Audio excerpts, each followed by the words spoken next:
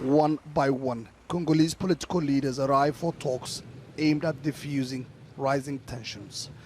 The country's Roman Catholic Church is mediating last-ditch negotiations for a power-sharing deal to avoid the protests. There is no agreement yet, but there is some optimism. What we see here is that even though we do have differences, is the willing of both sides. And since I'm on the opposition, we have this will of finding a good agreement that will avoid our people to go on the street. The opposition wants President Kabila to step down. There are many ways political leaders in Africa cling on to power at the end of their mandate.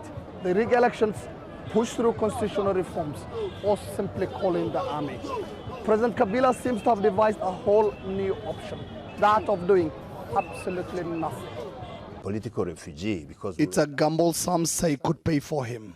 The so-called Congolese politicians are politicians en pacotille, as they say in French. That is, useless politicians. These are materialistic people who are there to find out what can I get from this game that is going on, which means that if you put a bunch of dollars on the table, you will get everybody who is there. Some opposition leaders are already calling for the cancellation of the demonstrations. But the government is not taking any chances. Security forces, including the elite presidential guard, have been deployed throughout the capital.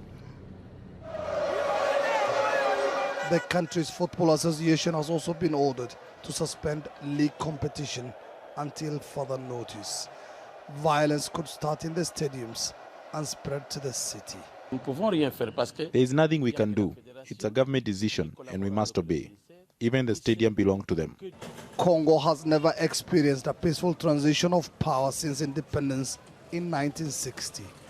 There are fears that if these protests go ahead, violence is all but certain. Mohamed Ado, Al Jazeera, Kinshasa.